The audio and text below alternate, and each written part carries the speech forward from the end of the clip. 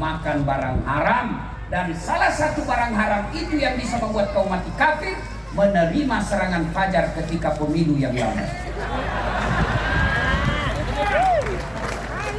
Kau tepuk tangan kalau kau semua pelakunya. Hei Bu, Bu, Ibu, dalam, J, sedulur, piye kabare? Abi, J, Bu, saya mau tanya, tolong jawab dengan jujur. Ibu kalau terima uang 300.000, kaya tidak? Ya. Keras. Dikasih 300.000 sogok pilkada, kaya tidak? Ya. Tidak. Bapak-bapak tolong jawab. Kalau bapak tolak 300.000 miskin tidak? Tidak.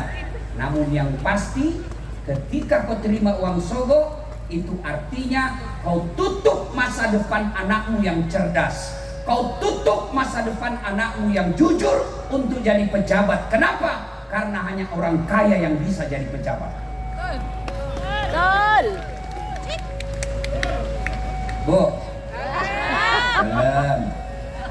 Mau enggak jadi pejabat anaknya? Mau. Bapak-bapak mau enggak jadi anggota DPR anaknya? Mau. Mau enggak jadi bupati anaknya? Mau. Tapi mustahil bisa anakmu jadi pejabat kalau kau miskin. Kenapa? Beli partai mahal.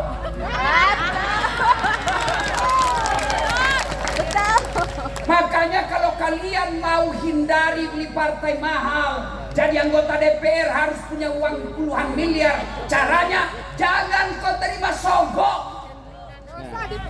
Biar orang kaya mau sogok kamu. Biar orang kaya mau kasih hambur duitnya. Kalau kau tidak mau sogok, harga dirimu tidak bisa dia beli. Biarlah kita miskin, rumah ngontrak-ngontrak, tapi harga diri kita orang tidak bisa mengukur. Bisa Ibu? Oh, sepi. Bisa Pak? Baru 100 orang. Bisa? Ya Allah, dengarlah janji hamba-Mu.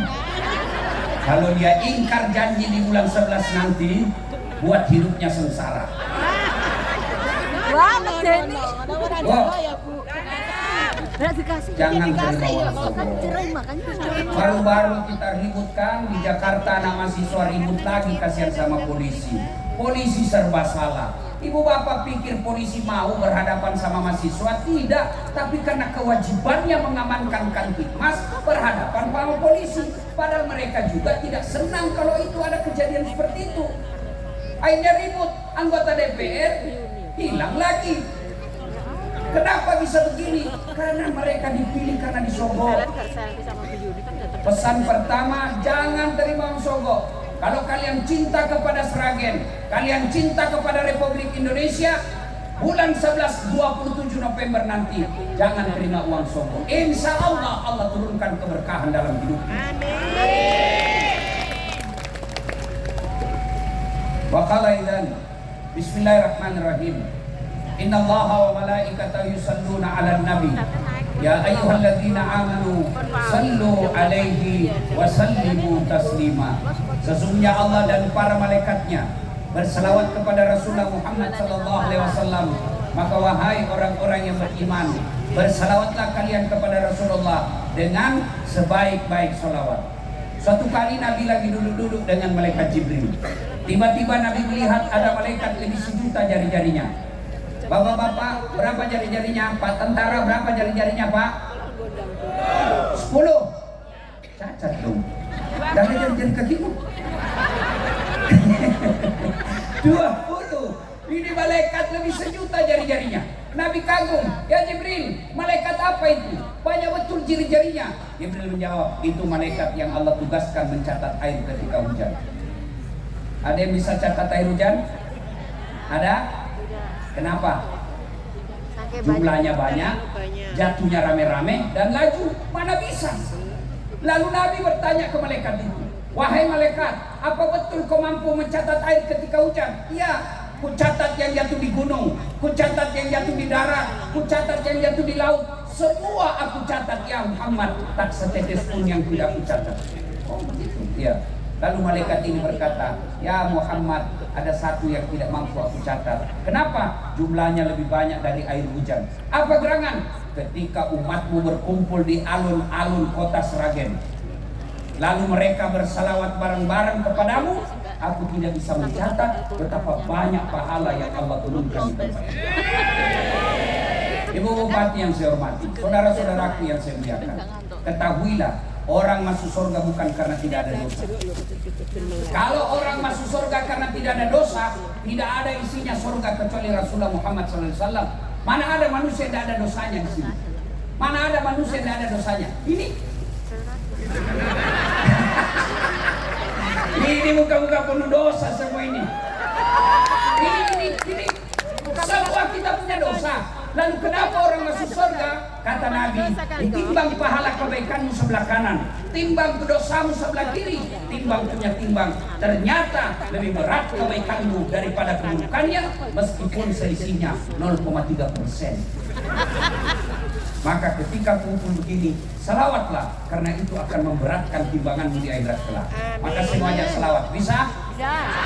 Kita tanding mana lebih kencang suaranya perempuan dengan laki-laki. Bisa? Bisa.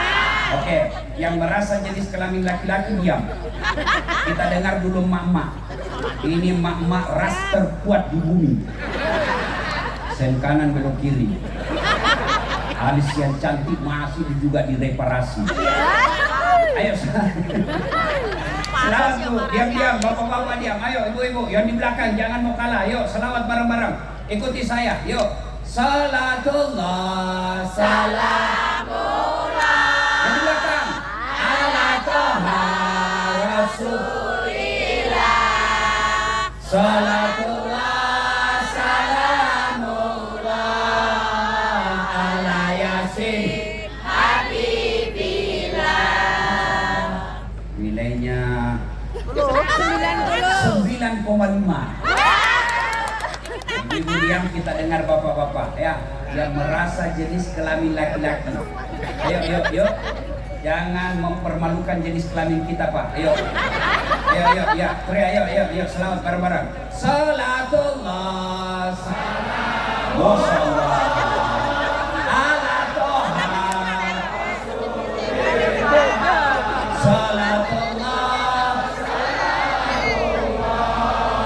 ala yasin. Masya Allah, nilainya 9,7.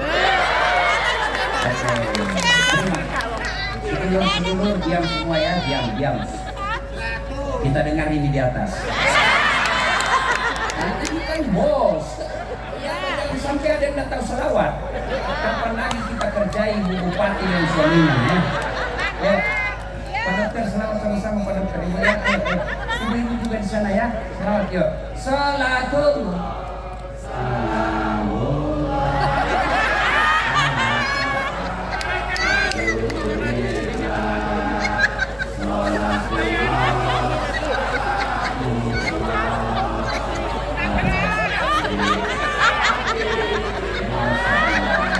Berapa nilainya ya? Nilainya 9,9. Ya Bu, mohon maaf beliau yang undang saya. Kalau saya kasih nilai kecil nanti honor tuh dikurangi. Saya pernah terima honor di Makassar, salah kasih panitianya dulu. Jadi kan kalau di Makassar itu satu malam biasanya 2 acara saya. Selesai acara pertama, saya buru-buru mau ke acara kedua. Dan saya dikejar sama panitianya MC. Ustaz, tunggu dulu Ustaz. Kenapa dek? Tunggu dulu Ustaz. Kenapa? Tunggu dulu Ustaz. Saya tunggu. Datang, langsung dia keluarin amplopnya. Ini Ustaz, langsung ku sambat. Nah, nggak enak lama-lama dilihat kan, malu gitu loh. Dan mungkin juga saya buka di depannya, ya sih dong. Masukin. Duduklah saya di mobil. Saya bilang sama sopir saya, alhamdulillah deh dapat rezeki malam ini. Begitu saya buka, astagfirullah, salah kasih panitianya Bu. Apa dia kasih saya? Susunan acara. Ibu Bupati jangan dicontoh ini, dia ini contoh yang jelek ini, jangan dicontoh. Ayo selawat bareng-bareng, kanan kiri. Ayo kita selawat bareng-bareng. Pun Matur suwun. List HP-nya dinyalakan. Boleh? Ayo angkat HP-nya. Ya, operator lampu dimatikan. Ya, semua nyalakan HP-nya. Yang tidak punya HP pinjam temannya punya. Ayo nyalakan yang paling belakang, Yuk kita selawat bareng-bareng. Yuk. Ayo sama-sama yang di atas. Yuk kita cinta kepada Rasulullah, kita berselawat. Ya, yang lagi jualan di sana yuk selawat, nyalakan lampunya. Sama-sama kita selawatan. Yuk Pak Tentara. Yuk. Ya mantap. Yuk. Salatullah salamullah ala toha rasulillah. Salatullah salamullah ala yasin habibillah. Tawassalna bi bismillah wa bil hadi rasulillah wa kulli mujahidin lillah.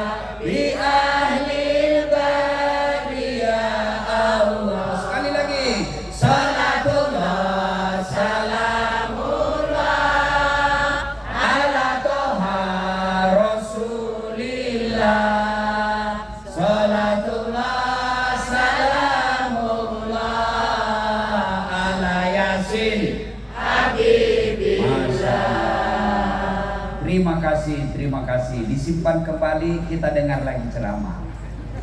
Ibu Bupati yang saya hormati, Bapak Kapolres, Bapak Wakil Bupati, Pak Dandim, Pak Danyon, semua tuan-tuan yang saya hormati, Ibu Bupati teristimewa.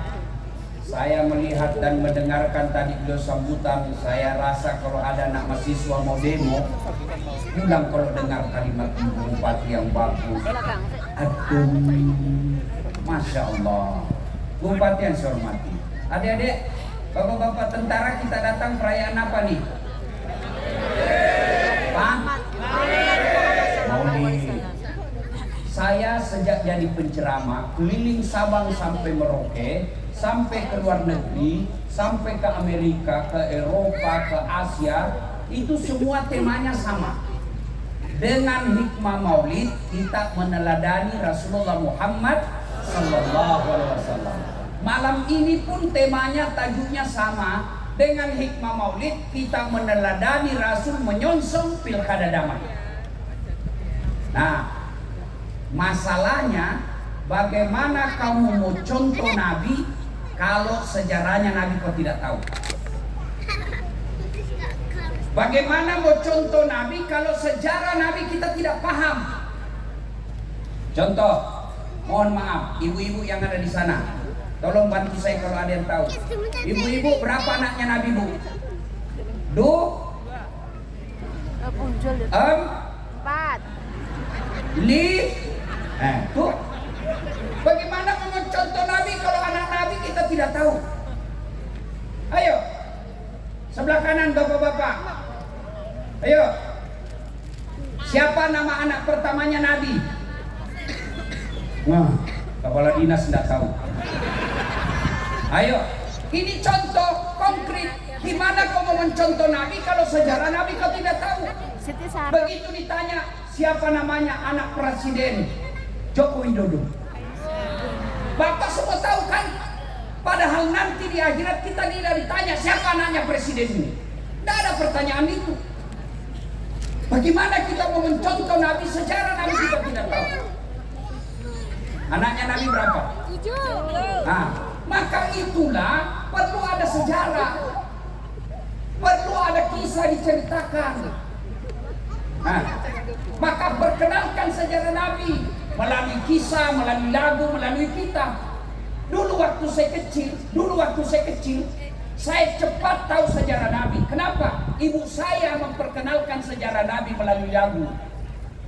Pada zaman dahulu kala. Saya bilang, kenapa mak? Zaman sekolah. Pada zaman jahiliyah. Zaman dahulu bukan ada, zaman batu. Ya, ini zaman jahiliyah. Kenapa zaman jahiliyah, Mak? Dia lanjut lagi. Lahirlah seorang rasul yang terakhir dan mulia. Saya tanya, siapa namanya Nabi terakhir, Mak? Nabi Muhammad namanya. Ibunya siapa, Mak? Siti Aminah ibunya. Bapaknya siapa namanya, Mak? Abdullah nama ayahnya. Di mana tinggal? Di Seragen atau Kudus? Madinah tempat tinggalnya. Terus setelah dewasa diangkat menjadi rasul. Siapa yang angkat? Bupati atau gubernur? Oleh Allah yang kuasa. Allah itu siapa, Mak? Pencipta alam semesta. Itu lagu zaman dulu. Dari lagu itu anak kita tahu Nabi lahir zaman jahiliyah. Siapa bapaknya, siapa ibunya, apa tugasnya. Bahkan kalimat tauhid ada dalam lagu itu. Siapa itu Allah? Pencipta alam semesta. Itu lagu zaman dulu, tidak ada majelis taklim. Apa sekarang lagunya ibu-ibu? Cikampek, Tasikmalaya, aku capek gara-gara dia. Apa itu? Putar ke kiri, nona. Putarlah ke kanan, ke kanan. Jangan ketawa, saya serius ini. Kenapa kau dapat kiri kanan? Apa? Tapi kalau lagu kasidah seperti tadi, sejarah Nabi. Saya itu dulu waktu saya kecil. Sekarang saya kenalkan sejarah Nabi ke anakku, saya namanya Ece. Saya kenalkan versi modern.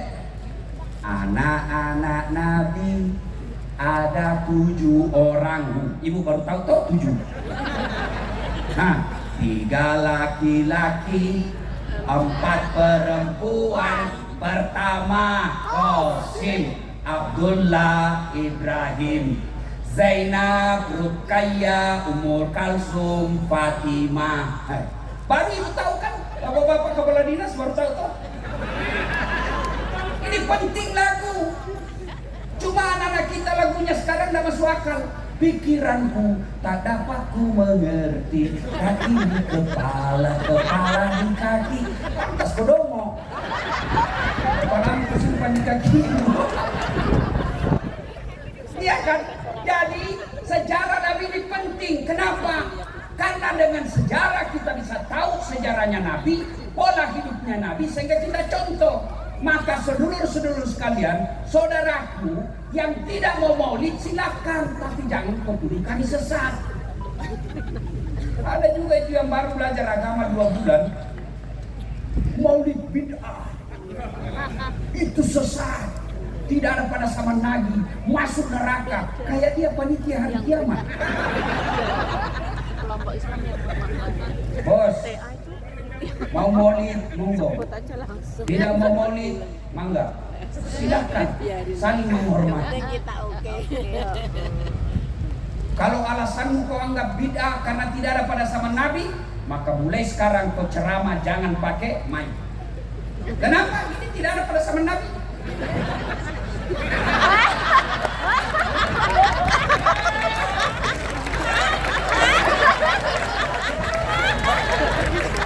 Ini bid'ah, tidak ada pada zaman Nabi. Kamu ceramah jangan pakai YouTube. Kenapa? Tidak ada pada zaman Nabi. Betul. Kamu bayar zakat, fitrah jangan pakai beras. Kenapa? Nabi pakai kurma dan roti. Bisa. Maka yang baik, silahkan lakukan apa yang kamu yakini tanpa kau hina orang lain. Betul. Ini ada baru belajar agama 2 bulan, saya dihinanya di medsos. Dia bilang ini Ustadz Dasar, Ustadz tidak sunnah. Kenapa kau bilang saya tidak sunnah? Dia bilang buktinya kau tidak punya jenggot. Saya mau apa kalau tidak mau tumbuh?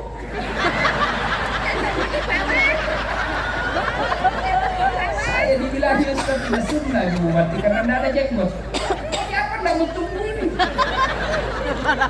Curhat jenggot. Ya, saudara-saudara sekalian, maulid adalah budaya yang tidak bertentangan dengan agama kita. Tujuannya apa? Kita mau tahu sejarah Nabi supaya apa? Kita bisa mengikuti Rasulullah SAW. Mari kita dengar sedikit. Waktunya kalau mau cerita sejarah Nabi, Di samping karena keterbatasan waktu juga keterbatasan ilmu, maka saya pilih saja. Pertama, kaitan dengan pilkada. Rasulullah kalau mau mencontoh Rasulullah sholat jamaahnya saja dulu. Jamaah dulu sholat jamaah. Alhamdulillah di kota Sragen ini ramai jamaah kalau masjid berjamaah. Apalagi kalau subuh penuh sampai di luar, tidak ada di dalam. Masya Allah, saya heran lihat kepala dinas mampu sepeda berkilo-kilometer, rumahnya dekat dari masjid, tidak pernah datang ke masjid. Mampu lari berkilo-kilo, tidak pernah mampir ke masjid. Apa dia bilang? Gunung kan ku daki, lautan ku seberangi, masjid kau lewati. Kalau cinta kepada Rasul yang paling konkret, berjamaah. Itu aja dulu. Kenapa orang malas berjamaah ke masjid? Satu, karena dia tidak tahu pahalanya. Buka kitab Durratun Nasihin. Pahala sholat berjamaah. Satu, yang paling sering kita dengar, lipat 27 kali. Artinya apa? Satu kali sholat jamaah di masjid, 27 kali sholat di rumah, baru sama pahalanya. Yang kedua, kata Nabi, kalau kau datang ke masjid, melangkah kaki kanan, satu pahala. Melangkah kaki kiri, gugur dosa kecilmu. Jadi kalau rumahmu 300 meter dari masjid, PP 600 meter. Berapa langkah kaki? Apalagi kalau bapak jalan begini.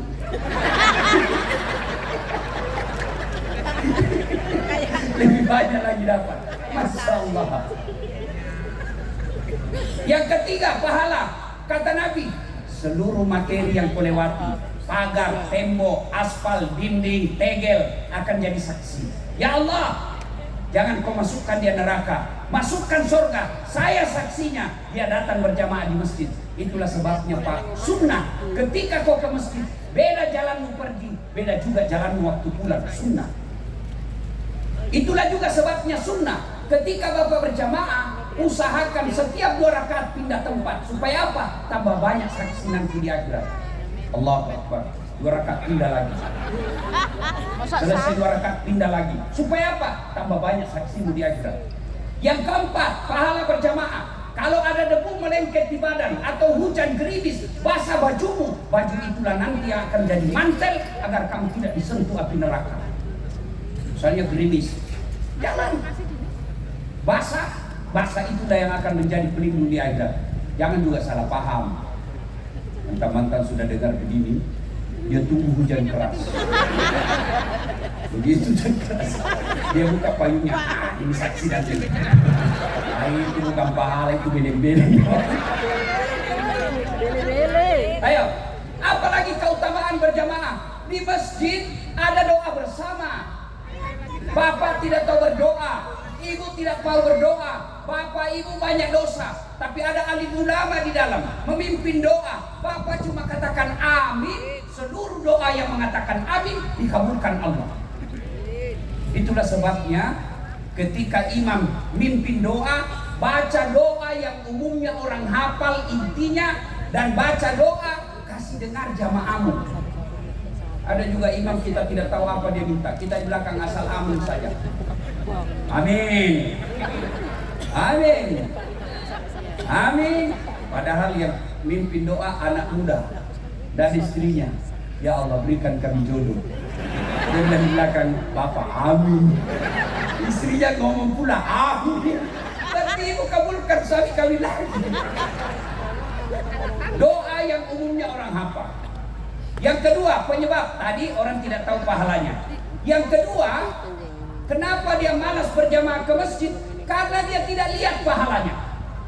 Coba kalau dilihat, diumumkan sama Ibu Bupati, siapa yang datang sholat berjamaah subuh di masjid, kami beri beras 5 liter, 5 kilo, minyak 2 liter, telur 10 biji. Saya yakin jam 5 subuh sholat subuh, jam 1 dini hari sudah penuh. Kenapa? Karena dilihat pahalanya. Yang ketiga, penyebab orang malas berjamaah ke masjid, manajemen masjid tidak bagus. Ada masjid saya bikin Pak, alhamdulillah dari penghasilan di YouTube sudah 3 masjid jadi.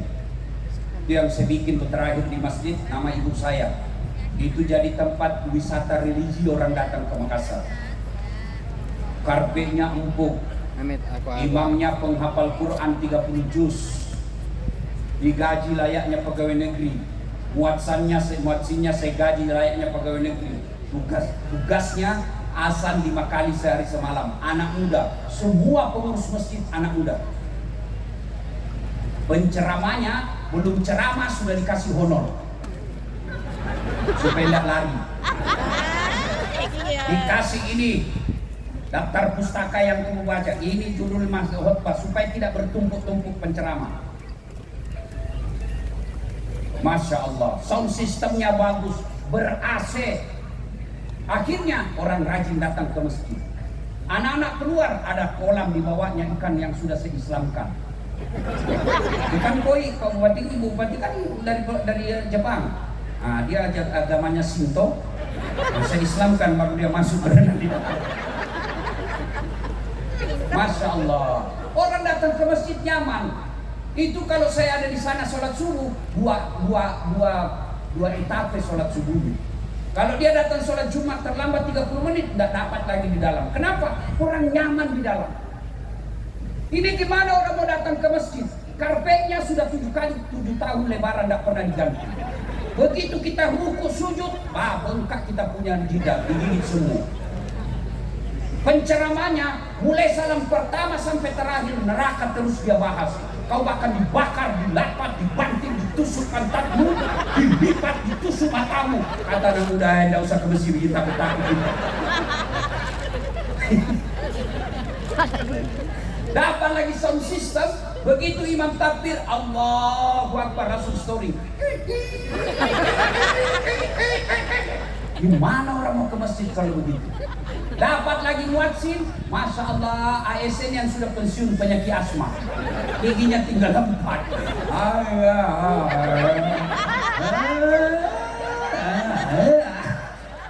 Gimana nama doa ke masjid? Apalagi kesalahan masjid sekarang Pak, umumnya pengurus masjid senang simpan saldo. Dengar ini para takmir masjid, jangan kau simpan uangnya orang jadi saldo di bank, tidak jalan amalnya. Saldo kas 150 juta, begitu orang mau kencing tidak ada air. Saldo kas 150 juta, begitu kita mau air besar tidak ada air. Kalau air kecil masih aman. Yang kuning masa kita kembali? Siapa yang tanggung jawab? Takmir masjid. Gimana orang ke masjid Pak? Imamnya balik-balik sunnah Nabi. Kata Nabi, kalau kau jadi imam, ringkaskan bacaan sholatmu. Umumnya sekarang imam dia senang yang panjang-panjang. Itu tidak sunnah. Itulah sebabnya ketika imam mau angkat takbir, Allahu Akbar, sebelum takbir dia harus balik dulu ke belakang. Salat jami' rahimakumullah. Untuk apa? Bahasa tentaranya inspeksi pasukan. Lihat dulu, kalau pasukanmu di belakang banyak pensiunan, jangan kau kasih panjang, kau setengah mati orang asma. Kasihan itu orang tua pensiun datang di masjid. Oh, lama betul Pak Imam. Belum selesai. Naik lagi ke belakang. Belum selesai juga, jatuh lagi kembali.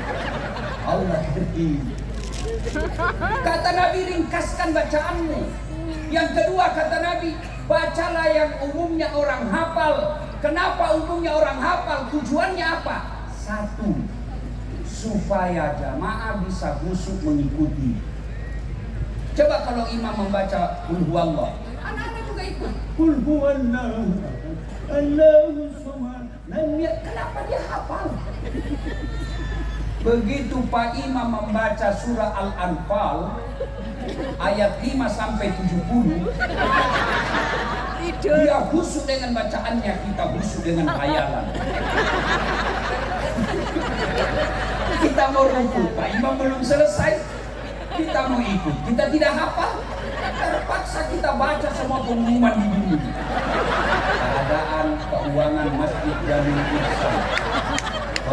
pengeluaran, pembayaran listrik, saldo kas. Belum selesai juga Pak Imam, kalender lagi dibaca. Persatuan Guru Republik Indonesia cabang Kota Sragen. Belum selesai Pak Imam, bajunya lagi orang dibaca. Ini saya nomor urut 7. Siapa salah? Siapa salah? Imam. Yang kedua, kenapa Nabi anjurkan baca yang umumnya orang hafal supaya apa? Begitu imam salah, ada yang bisa luruskan. Coba kalau Pak Imam salah ketika dia baca Wadduha, hampir semua orang hafal dia bisa luruskan. Tapi kalau imam baca yang hanya dia yang hafal, begitu salah, hadapi kesusahanmu sendiri.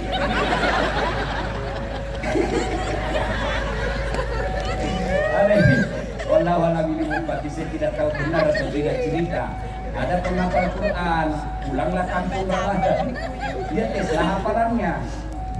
Hanya dia yang hafal. Begitu dia baca Al-Fatihah lancar. Dia baca surah pendek, hanya dia yang hafal. Tiba-tiba ada cicak jatuh, kena kepalanya. Stres. Namanya orang stres, hafalan hilang. Dia tidak tahu apa sambungannya. Lama dia pikir, apa sambungan ini? Dia lupa betul. Dari belakang juga tidak ada yang bantu. Ini Pak Imam kreatif, dia bilang, tolong bantu di belakang. Dia di belakang, dia bilang juga, saya juga tidak tahu. Tiba-tiba anak muda lebih kreatif lagi, dia bilang, kalau begitu ya sudah, Allahu Akbar. Siapa salah? Siapa salah? Imam. Ini kisah nyata waktu saya kecil di kampung. Imam sujud lama sekali, tidak seperti biasanya. Lama betul ini Pak Imam sujud, tidak seperti biasanya. Ada kawan saya tidak tahan, kok lama ini Pak Imam sujud. Dia angkat kepalanya, Bu, langsung teriak, woi, ingat Imam. Ternyata yang ditunggu sudah hilang dari tempatnya. Bubar sholat. Selesai sholat ditanya, Pak Imam, kenapa kau tinggalkan saf? Dia bilang, saya kentut. Pak Imam lain kali, kalau kau kentut, bangunkan kami supaya saya bisa lihat kau tinggalkan tempat. Apa dia bilang, saya sengaja, nak malu saya kau diam. Siapa salah? Siapa salah? Siapa salah? Imam. Itulah sebabnya dalam fikih sholat jamaah, jadi makmum siapa saja boleh. Jadi makmum tidak dipersoalkan, tidak ada pemilihan. Tapi jadi imam, hati-hati. Kenapa? Salah imam, jamaah kacau. Bulan 11, Sragen akan pemilihan imam. Salah kau milih imam, kacau masyarakat. Jadi imam, hati-hati milih imam. Kemudian, jadi makmum pun tidak boleh kita mengganggu. Ada aturan-aturan jadi jamaah. Kata Nabi, kalau kau pergi berjamaah terutama subuh, kamu sikat gigi dulu, sunnah. Apakah gigimu yang harum itu sampai kepada Allah? Tidak.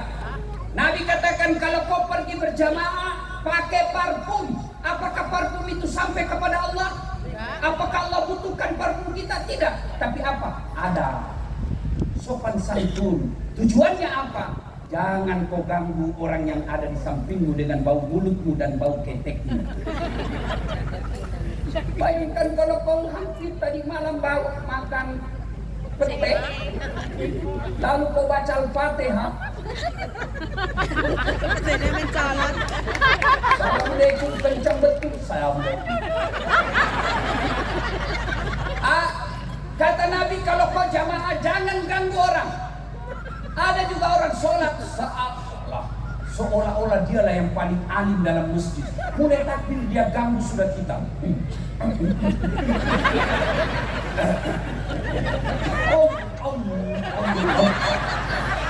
Kau ganggu orang. Ada lagi yang ganggu kita itu yang kakinya. Ada apa? Kita kasih pindah kaki, dia kasih pindah lagi. Dia pindah lagi, kasih pindah. Saya kasih masuk kaki saya, dia masuk lagi kaki saya. Tidak bisa lagi goyang kaki saya kasih pindah. Saya injak kaki. Saya sholat dengan kenapa kau injak kaki? Kau ganggu saya. Kenapa Kenapa kamu mesti rapat ini jari-jari? Ustaz, supaya rapat saf. Salah deh. Kalau kamu rapat sapmu bukan jari-jari kaki yang kau rapatkan, tapi apa? Tidak. Kalau ini kakimu bisa rapat sapmu, bisa rapat kakimu, sapmu renggang. Kau tengkulak kau.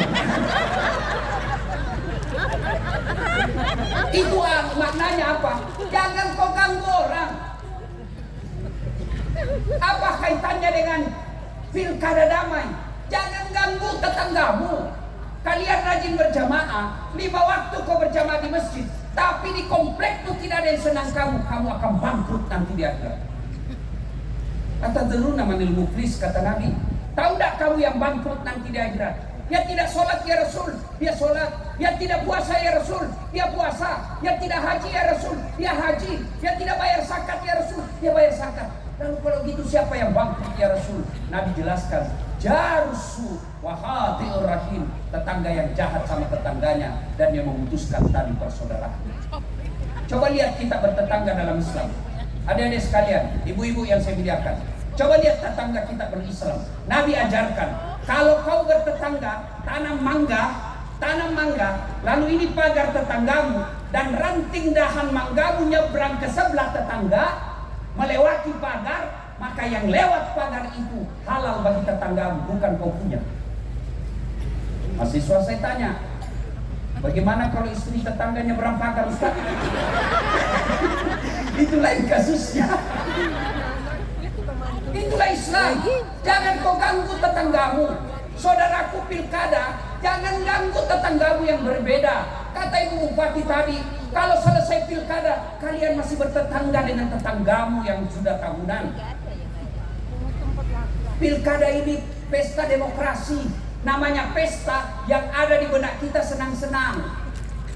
Jangankan pemilihan kepala daerah, pemilihan presiden aja jangan baper. Ibu-ibu, masih ingat 2019 pemilu? Masih ingat? J. Siapa yang tanding? Bapak Prabowo. Lawan siapa? Bapak Joko Widodo. Siapa yang menang? Bapak Joko Widodo. Siapa menterinya? Bapak Prabowo. Debat satu paket. Kalian bertetangga sampai sekarang masih musuh. Itu aslinya beleng-beleng. Kau tidak dikasih juga gajinya, kau tidak juga dikenal, maka silakan pilih jagoanmu, hormati lawanmu. Ngapain kita ribut?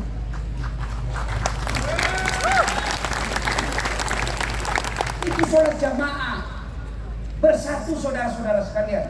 Dalam sholat jamaah itu nilai-nilai persatuan sangat dijunjung tinggi. Mana buktinya? Coba lihat. Sedulur-sedulur masuk masjid, apapun suku dan bahasamu, tidak boleh kau sholat pakai bahasamu masing-masing. Pernah bayangkan seandainya pakai bahasa masing-masing? Nah, yang jadi imam habaib keturunan Arab, dia takbir pakai bahasa Arab. Allahu Akbar. Datang orang Bugis, suaminya Ibu Bupati, dia takbir pakai bahasa Bugis. Bungallahu ta'ala melukuh. Datang juga warung Padang, dia takbir pakai bahasa Padang. Allah nan gadang. Datang saudara kita dari Banjarmasin, Kalimantan Selatan, dia takbir pakai bahasa Banjar. Allah ganal bujur. Datang orang Toraja, suku kita dari Sulawesi Selatan, mualaf pakai bahasa Toraja di takbir.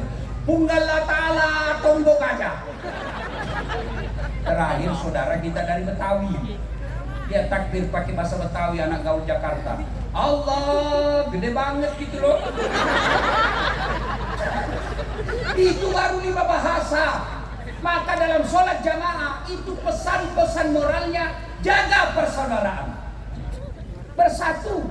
Coba lihat lagi dalam masjid, apapun arahmu, dari manapun kamu datang masjid, satu kiblat. Bayangkan kacaunya sholat kalau dari selatan hadap ke selatan, yang dari timur hadap ke timur, yang dari barat hadap ke barat, yang dari utara hadap ke utara. Begitu ruku, tabrakan kau punya pantat. Itu maknanya. Persatuan dalam Islam sangat diutamakan. Itu juga sehingga Rasulullah katakan innamal mu'minuna ikhwah. Al-Quran mengatakan innamal mu'minuna ikhwah. Umat Islam itu bersaudara seperti badan kita ini. Coba lihat badan kita, sedulur-sedulur, ibu-ibu, coba lihat badan kita kompaknya. Tangan kanan gatal tanpa disuruh kiri yang garuk. Tangan kiri yang gatal tanpa diundang kanan yang garuk. Gatal dua-duanya kerjasama. Iya toh? Anak muda jalan-jalan tengah malam, pergi menyatakan cinta. Tiba-tiba padam lampu, kaki tahan tuh, seluruh badan ikut berpartisipasi merasakan sakitnya. Kakinya tahan tuh, mulut pertama bereaksi. Reaksi berikutnya mata mencari. Reaksi berikutnya tangan mengusap. Reaksi berikutnya mulut meniup. Padahal kaki yang bermasalah. Tidak ada orang jalan tahan tuh kakinya, rasa kau jalan lagi. Begitu mestinya kita di Sragen, satu sakit yang lain ikut merasakan.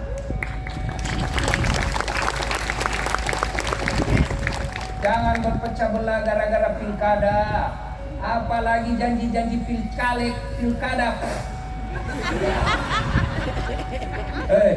Para calon, di sini saya dengar ada calon mau maju di sini. Mana? Yang mana? Iki. D. Satu lagi. Enak betul kan kalau begini damai akur. Pak calon yang saya hormati, kalau bisa Pak, jangan percaya sama tim sukses. Ane Piro disuruh bikin baleho 10, 3 dia tilep Pak. Lebih baik Bapak langsung menyapa rakyat. Gunakan waktu 24 jam napa rakyat. Jangan percayakan tim sukses. Rata-rata tim sukses dia yang sukses. Lebih baik Bapak datang menyapa. Capek datang menyapa. Resiko mau jadi pejabat. Menyapa. Insya Allah langkah kaki Bapak jadi pahala kalau niatnya untuk menseserahkan rakyat. Kalian juga tim sukses, jangan jadi tim penghasut.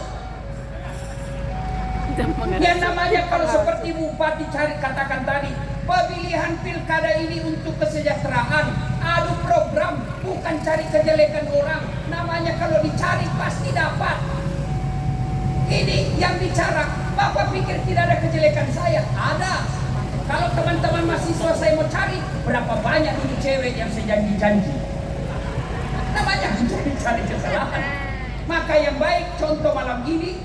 Nah, kenapa beliau di depan duduk? Karena beliau wakil bupati saat ini. Wajar. Kenapa beliau di belakang? Karena beliau belum jadi wakil bupati.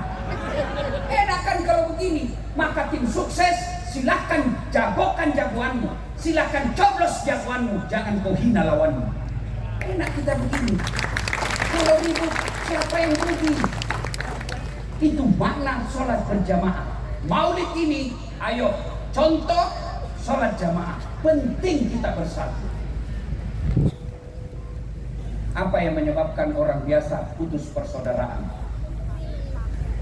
Sombong, pilkada. Itu sudah kita bahas tadi pilkada. Sekarang sombong. Apa yang menyebabkan sombong kata Nabi? 4 hal. 1, bertambahnya jabatan. Dari rakyat biasa tiba-tiba jadi bupati. Jangan sombong. 2 periode saja paling lama. Ibu selesai ini 10 tahun, ibu mau sibuk pakai lambang Garuda, pakai plat 1, ibu keluar dibilang orang, sudah gila kasihan itu. Apa yang mau disombong? Jabatan Kapolres. Nah, kepala dinas. Ibu bapak bisa jadi kepala dinas karena ibu masih suka sama bapak. Kalau sudah tidak suka, wabillahi taufiq wal hidayah. Nah, yang tadi dia kepala dinas menjadi staf ahli yang tidak ada stafnya. Salah. Adik-adikku para polisi, kau setengah mati cari muka sama Kapolres. Capek. Biar kau setengah mati cari muka sama Kapolres, kalau istrinya beliau tidak senang, tidak jalan urusannya. Sudah. Jabatan jangan membuat orang sombong. Jangankan bupati, Bapak Joko Widodo tanggal 20 Oktober wabillahi taufiq wal hidayah mau balik kampung ke Solo. Apa yang kita sombongkan? Apalagi yang penyebab datangnya sombong kata Nabi, ilmu. Saya yang MC tadi tidak sebut semua gelar saya. Lain kali gelar bos. Susah itu orang sekolah. Coba kalau mau dengar gelar saya, Doktor Dasat Latif, SOS, SAG, MSI, PSD. Insya Allah sudah dirapatkan untuk jadi guru besar profesor. Apa yang membuat sombong itu gelar? Kalau Allah marah, wa ma utitu minal ilmi illa qalila. Saya tidak kasih kau ilmu kecuali sangat sedikit. Allah marah dengan ilmu dan saat dia kasih pikun kau.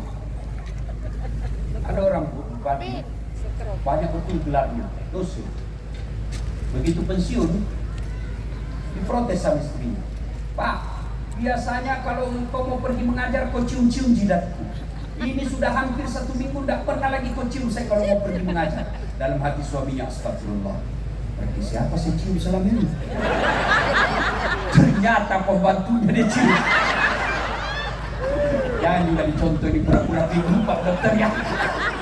Apa yang kamu sombong? Allah cabut ilmumu, pikun. Apa lagi? Betul. Ada ustadz sombong? Ada. Mana ciri-ciri ustadz sombong? Yang hanya membenar sendiri, tidak menghargai pendapat orang. Orang saja selesai sholat kan berbeda-beda, itu boleh. Belajar ilmu fikih. Allahu Akbar. Ada yang begini, ada yang begini. Ada juga yang kayak orang lapar sekali. Ada. Tidak usah kau cela orang, lakukan apa yang kau yakini benar tanpa kau cela orang lain.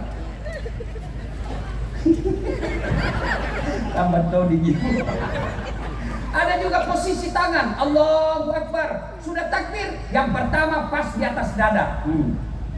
Ada toh? Ada. Yang kedua antara dada dengan perut, Allahu Akbar. Yang ketiga pas di atas pusat, Allahu Akbar. Yang keempat di bawah pusat, Allahu Akbar. Porno ibu. Bukan di bawah sekali bu, di bawah pusat. Yang keempat, yang kelima, Allahu Akbar lurus. Ini umumnya orang Iran Syiah. Boleh, mau pakai begini silahkan. Mau begini silahkan. Mau begini silahkan. Mau begini silahkan. Kalau boleh semua Ustaz, mana yang tidak boleh? Kalau kau pakai semua. Allahu Akbar. Itu salah. Ini kalau dalam pilkada, ini yang main 3 kaki. Makan kiri kanan, itu tidak boleh. Allahu Akbar. Nah, ini tim sukses Abu Abu. Jelas dia ini. Silakan saudara-saudara sekalian, berbeda dalam agama boleh. Jadi pendakwah silakan sampaikan apa yang Anda yakini benar tanpa menghina pendapat orang lain. Silakan kau pilih jagoanmu tanpa menghina orang lain. Dan bagi calon, besok lusa Bapak kalah atau menang, jangan sangka buruk kepada Allah. Kalau Bapak minta tidak dikasih, berarti bukan tahun ini yang cocok. Mungkin tahun 5 tahun yang akan datang. Mana buktinya? Bapak Prabowo minta jadi presiden sejak 2014. 2024 baru Allah kasih. Saya Ibu Boti pernah ikut pilkada Makassar, 10 pasang calon. Kalau Ustaz tidak, cuma yang menang lebih banyak suaranya. Sangka baik namanya ini. Sangka buruk. Andai saja saya menang waktu itu, saya tidak sampai ceramah di sini. Bisa jadi saya diperiksa KPK. Ya, Allah kasih saat tidak usah kau jadi bupati, tidak usah kau jadi wali kota, lebih kau jadi pendakwah. Andai saja saya menang waktu itu, setengah mati saya hormat. Datang ke Polres, siap ke Polres. Datang Pak Dandim, siap Pak Dandim. datang gubernur siapa gubernur, datang Pak Menteri siapa menteri, datang presiden siapa presiden. Tapi sekarang saya jadi ustadz, mereka yang siap-siap. Maka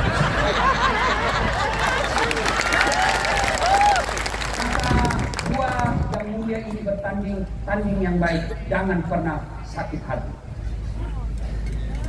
Allah kasih yang terbaik. Kita minta, Allah tidak kasih hari ini. Mungkin Allah kasih 10 tahun yang lalu. Kenapa? Karena Allah tahu tidak baik waktunya untuk sekarang. Nabi Zakaria minta anak sejak usianya 21 tahun. Kapan Allah kabulkan? Ketika usianya 90 tahun. Itu Nabi Pak. Minta usia 21 tahun, Allah kabulkan 90 tahun.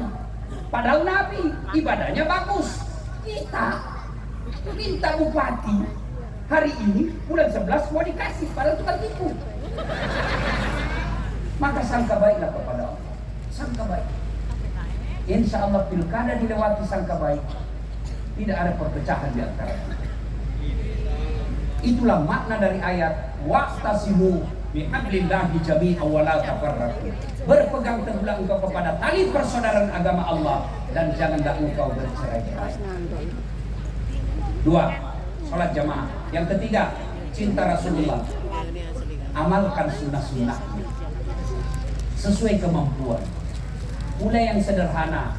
1. Biasakan selalu ada wudu. Bapak muslim, ibu muslim, biasakan selalu ada wudu. Mau kemana saja ada wudu. Mau pergi ngantor wudu dulu. Mau pergi sosialisasi wudu dulu. Mau pergi pasar wudu dulu. Bahkan mau tidur sekalipun wudu dulu. Apa kehebatannya orang selalu ada wudunya? Rasulullah itu mau tidur sekalipun beliau wudu. Bahkan mau bergabung dengan istrinya pun wudu dulu. Apa keutamaan orang yang selalu ada wudunya? Innallaha yuhibbut tawwabina wa yuhibbul mutatahhirin. Dicintai Allah. Kalau dicintai Allah, apapun yang kamu minta, hakul yakin, pasti Allah kasih. Tidak dikasih, percaya yang kamu minta tidak baik. Contoh lagi, tamat SMA 94, saya daftar fakultas kedokteran. Yang sebelumnya saya daftar tentara, Akabri. Tidak lulus saya. Kenapa? Cepet. Saya protes Allah, ya Allah kenapa kau lahirkan saya dalam keadaan pendek? Kau tidak rugi jadi Tuhan kalau saya jadi tentara. Saya bersaudara saya yang paling pendek. Teman saya lulus polisi, sekarang dia reserse AKBP 2 Balut-Balut di Polda Sulawesi Barat. Pakai karena reserse pakai baret merah. Saya jadi ustaz pakai baret putih. Alhamdulillah dengan baret putih yang saya pakai, mulai baret hitam sampai baret merah, kucaramai kau semua. Gagal jadi akabri, saya daftar fakultas kedokteran. Saya sholat tahajud 40 malam berturut-turut. Saya nasar puasa 7 hari. Ibu bapak saya doakan saya maklum bimbingan khusus. Begitu pengumuman tidak lulus. Saya tahu jawabannya karena saya lulus di Sospol. Pulang kuliah tabrakan depan Al-Ghazali Jalan Perintis Kemerdekaan. Berceceran darah di aspal, saya turun tolong dia. Dia yang tabrakan, saya yang hampir pingsan. Kenapa? Saya tidak bisa lihat darah. Allah seolah-olah berkata, Dasar, bagaimana kamu jadi dokter? Kau tidak bisa lihat darah. Saya telepon temanku yang jadi dokter. Dia tugas di Kepulauan Aru. Dok, kau pulang lebaran? Tidak, kok. Masa kau tidak lebaran sama orang tuamu? Rugi-rugi kau jauh-jauh cari uang tidak lebaran sama orang tuamu. Apa dia bilang? Mahal tiket Ustaz. Kalau saya pulang 5 orang, gaji saya 1 tahun hanya untuk beli tiket PP. Dalam hati saya, Alhamdulillah, untung saya tidak jadi dokter. Sekarang saya kemana-mana tidak pernah pusing soal tiket. Bisnis kelas. Siapa yang belikan? Ibu Bupati. Hebatnya lagi, pergi tidak bawa uang, pulang bawa uang.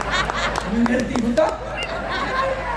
Ini 2 calon kita, lakukan sosialisasi, kampanye, datangi orang, jangan mau diwakili tim sukses.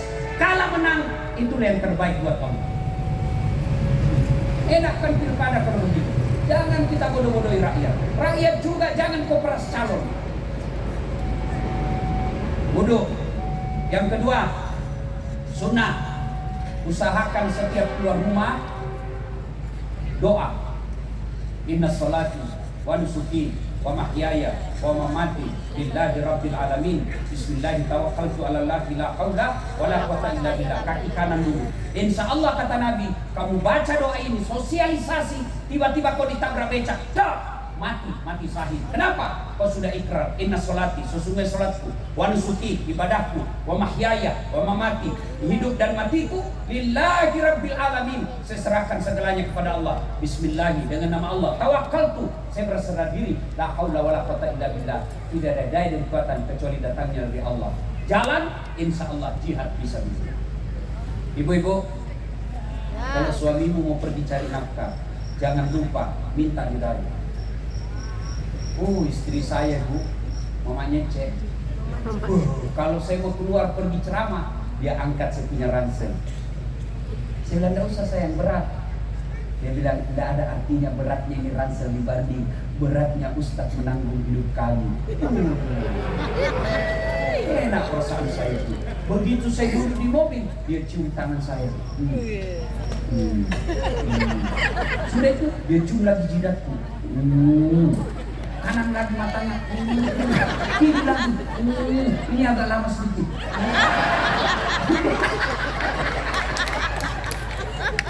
Sudah itu cukup tidak? Dia usap dadaku. Lalu dia bilang, Ustaz, ridhoi saya.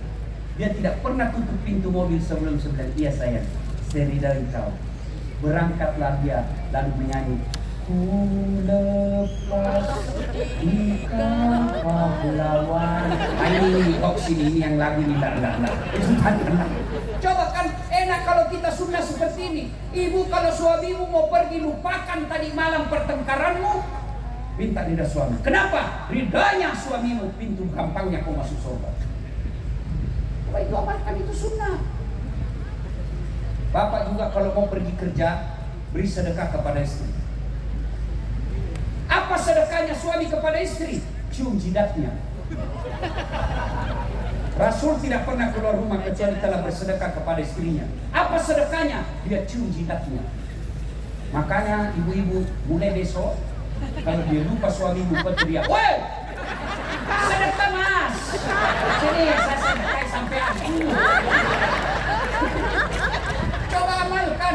Enak kan kalau rumah tangga begini. Rasulullah itu, Bapak Ibu, Masya Allah. Ibu tahu berapa istrinya Nabi? 9. 13. Dari 13 istri Nabi tidak ada pun satu yang mengatakan saya menyesal menikah sama kaum Muhammad. Tidak ada, padahal itu 13. Kita satu istri di rumah menderita lagi batin. Masya Allah. Nabi Pak, itu Nabi tidak pernah menyebut nama istrinya. Khadijah beliau panggil Ummul Mukminin, ibunya orang Islam. Aisyah tidak pernah dipanggil Aisyah Ta'al, tidak. Siapa dia panggilkan? Ya Humaira, yang kemerah-merahan pipinya karena memang Siti Aisyah merah di 5 pipinya. Tolong Pak Kadis dan Pak Kabas, amalkan itu mulai besok. Ustaz, panggil misalnya istri kita putih pipinya, wahai istriku yang bening pipinya. Tidak bening pipinya Ustaz, lehernya kok lihat, justru lehernya hitam Ustaz. Jangan dia lehernya, dia lagi giginya mancung Ustaz. Dia cari yang mana yang bagus. Mentang-mentang istrimu hitam kau panggil hitam. Si hitam, kata suaminya, apa pesek? Masa suami istri hitam pesek? Saya heran biasa lihat rumah tangga kita. Sudahlah kita miskin, penghasilan tidak jelas, bertengkar aja kerjanya tiap hari. Bertengkar, hamil lagi. Dengar ini Pak, dengar ini, jangan kau hina istri. Berapa banyak istri di sini tidak punya kewajiban cari nafkah, tapi dia bantu suaminya cari nafkah. Kadangkala dia pergi jual-jual barang kecilan, kadangkala dia dagang-dagang di pasar yang penting ada, padahal bukan kewajiban istri cari nafkah, tapi dia lakukan. Kenapa? Karena dia sayang suaminya untuk bantu cari nafkah. Betul. Dan ibu, saya bela kau ini malam. Coba lihat, Nabi Pak, Nabi 11 istrinya pernah dipanggil. Dan Rasulullah, kalau beliau minum dengan istrinya, Aisyah, kebiasaan Nabi, satu teguk dia minum, dia kasih istrinya. Dan hebatnya bekas bibirnya Aisyah dia minum. Misal, oh ada gelas di sini. Enggaklah ini gelas. Tapi ini gelas. Aisyah minum di sini, ini Nabi di sini, kasih istrinya. Aisyah minum di sini, ini dia minum Nabi. Amalkan besok, Pak. Coba amalkan besok bekas bibirnya istri. Minum. Bau juga bibirnya. Itulah Rasulullah. Rasulullah begitu romantisnya, beliau kalau minum satu teguk kasih. Suatu ketika Rasulullah balik dari dakwah, terlalu lama baru balik. Aisyah rindu betul. Akhirnya Aisyah tidak menunggu di pintu rumahnya, tapi dia menunggu batas kota Madinah. Senang betul Aisyah. Lalu datang Nabi, lalu Aisyah bikin teh. Kebiasaannya Nabi minum seteguk dikasih Aisyah. Nabi minum seteguk, Aisyah menunggu, tidak diberinya. Tunggu kedua kalinya, tidak diberinya. Aisyah mulai cemburu. Ya Rasulullah, apakah ada perempuan lain yang memberimu minum di luar? Nabi minum lagi, Aisyah makin cemberut. Akhirnya Nabi kasih. Begitu Aisyah minum satu teguk, langsung dimuntahkan. Wah! Ternyata Aisyah salah kasih apa? Garam dia gila-gila. Coba kalau bapak-bapak, kenapa dia tidak kasih istrinya? Karena dia malu. Kalau Aisyah malu dengan Nabi. Coba kalau bapak, bodoh memang kau ini. Bodoh. Kita lah miskin. Tapi janganlah istriku, ya rezeki kau itu takdirmu. Itu yang terbaik. Kenapa jelek istrimu? Allah tahu kalau dia cantik dia malu jalan sama kamu. Kenapa? Karena kau juga jelek. Masya Allah. Istri suka ngomel, pakai ilmu saya Pak. Mana ada perempuan tidak suka ngomel? Kalau istrimu suka ngomel itu percaya berarti istrimu perempuan. Saya kalau istri saya ngomel, saya peluk lalu saya menyanyi. Bila kamu di sisiku, hati rasa syahdu. Mulai senyum-senyum itu. Masuk kamar lagi masih marah-marah. Ku peluk lalu menyanyi lagi.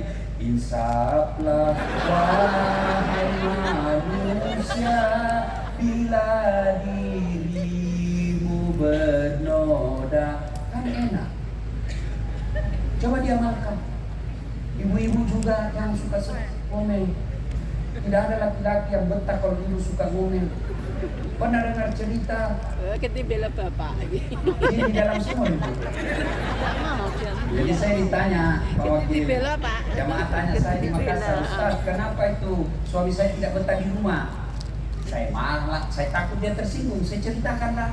Ibu, ada orang suami istri, istrinya suka ngomel. Ada duit, tidak ada duit, ngomel aja kerjanya istrinya. Suatu ketika suaminya belikan perhiasan. Senanglah ini ibu, dibelikan perhiasan. Senang katanya suaminya, dek, kita pergi ziarah sumur tua di kampung ya. Oke bang, kan dia lebih senang. Ini sumur usianya sudah 400 tahun. Dalamnya 12 meter. Sampailah di bibir sumur. Kata suaminya, dek, kau lihat itu ada enggak airnya sumur? Ada bang, tapi dangkal. Maksudnya dangkal bang, paling sampai di lutut. Kata suami dalam hati, aman berarti. Coba kau lihat, begitu dekat bibir sumur, dia dorong istrinya masuk. Jatuh cemplung. Kata suaminya, ngomel kau di situ. Tidak ku dengar juga ngomel kau sampai pagi. Ngomel kau raja ngomel. Oh suaminya di atas nyanyi-nyanyi. Tiba-tiba 1 jam kemudian, tiba-tiba dari dalam sumur ada makhluk hitam tinggi besar keluar. Kaget suami, hei siapa kamu? Saya jin penunggu sumur ini. Saya sudah 400 tahun tahan tenang-tenang dalam sumur. Ada perempuan di dalam ngomel lagi kerjanya. Baru 1 jam tidak betah saya. Kata suaminya, kau baru 1 jam, saya 24 jam. Paham ibu? Maulid kali ini contoh Rasulullah. Rumah Rasulullah ibu tidak luas. Dijelaskan dalam sejarah kalau beliau berdiri, kepalanya Rasulullah menyentuh atap rumahnya. Kalau beliau berjamaah dengan Aisyah, kakinya Rasulullah telapak kaki belakangnya menyentuh kepalanya Aisyah di belakang karena sempitnya kamarnya. Tapi beliau berkata, baiti jannati. rumahku laksana surga bagiku.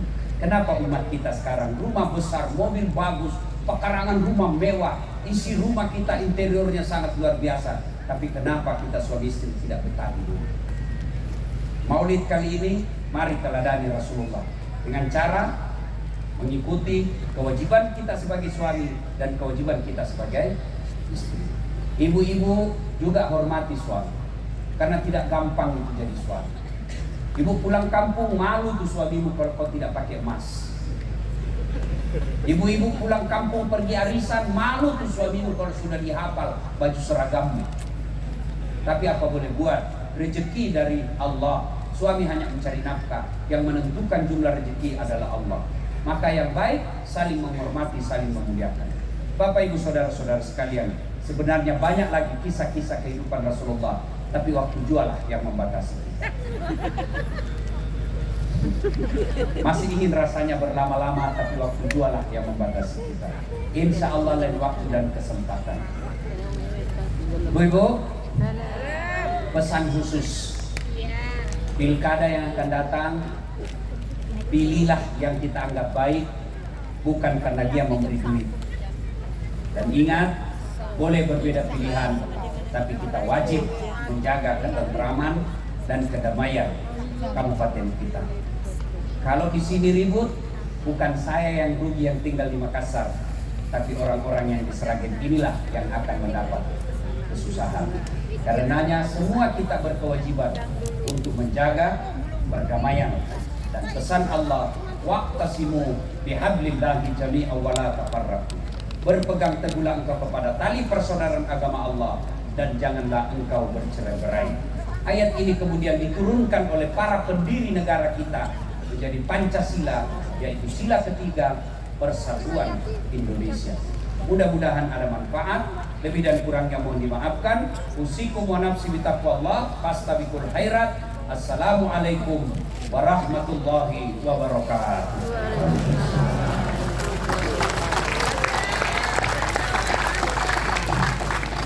Alhamdulillah rabbil alamin. Pripun Bu? Pak Dasyat tenang juga. Luar biasa. Ada pantun untuk kagem panjenengan semua yang ada di sini. Tulan ning pasar gede. Ojo lali mampir bumi Sukawati. Ayo donga dewi-dewi, semoga ketemu Ustadz Dasyat Labib lagi. Alhamdulillahirrahmanirrahim. Terakhir acara kita memperingati pengajian, dalam rangka pengajian memperingati Maulid Nabi Muhammad SAW. Usai sudah kita mengucapkan terima kasih sekali untuk beliau, Ibu Bupati Sragen, Ibu Dr. Haji Gustidar Untung Juniskawati, Matan Bandung. Beri tepuk tangan yang sangat luar biasa sekali untuk Ibu. Juga terima kasih sekali Pak Ustadz, matur suwun sangat terima kasih sekali untuk Bapak Dr. Akbar Yulgebi Suwarman, kita ucapkan terima kasih sekali juga untuk Bapak Haji Surabaya, Matan Bandung Bapak, dan tentunya seluruh Forkompinda dan dia tamu undangan semua yang tidak bisa kita sebutkan satu persatu, dan tentunya untuk seluruh jamaah dari Sragen yang sangat luar biasa. Kita ketemu lagi mungkin di lain kesempatan bareng-bareng bersama di pengajian dengan Ustadz Dasyat Labib lagi atau dengan yang lainnya. Terima kasih sekali untuk seluruh warga Sragen yang tercinta. Wallahul muwaffiq ila aqwamit thoriq. Wassalamualaikum warahmatullahi wabarakatuh.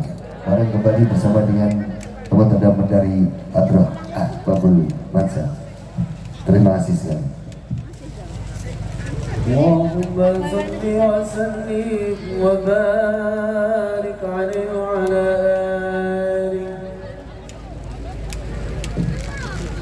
Kami semua putra putri Indonesia, sobat santun berakhlak mulia, Pancasila ada dalam dada, cita-cita Indonesia Raya.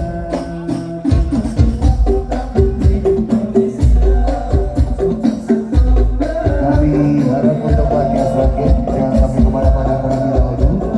Kita langsung berdoa terlebih dahulu.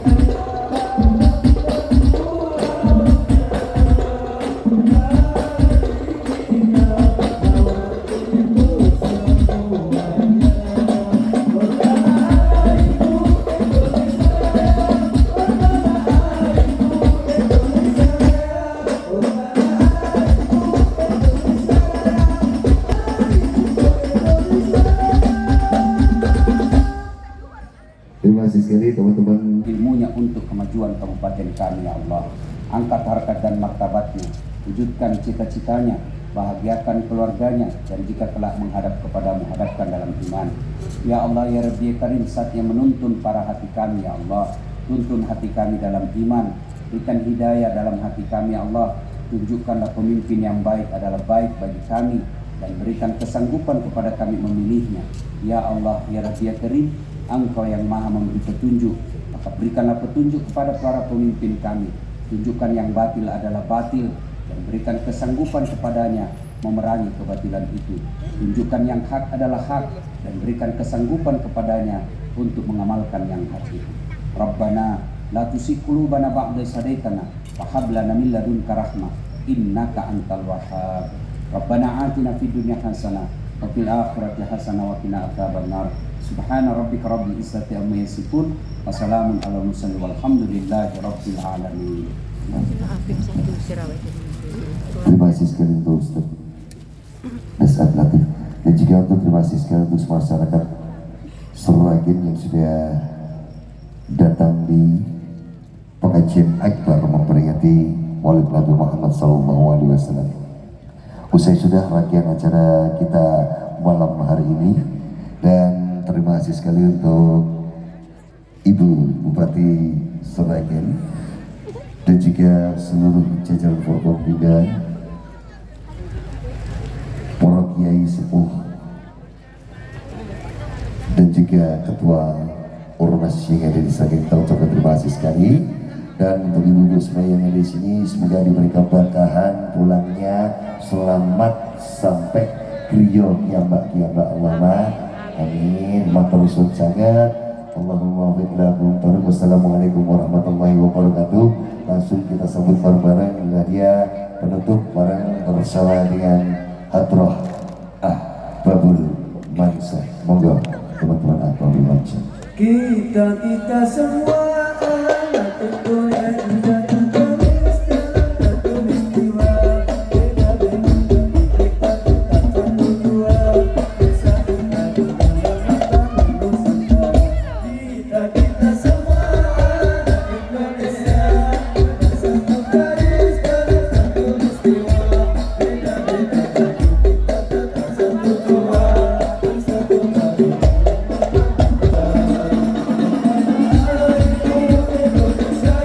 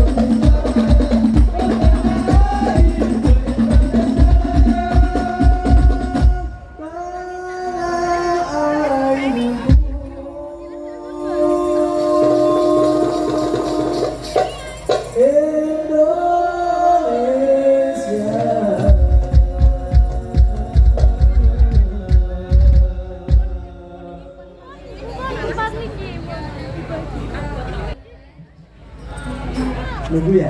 Udang. Nunggu ya? Nunggu. Bil Nunggu. Muhaimin. Lanjut. Lanjut. Bil Muhaimin.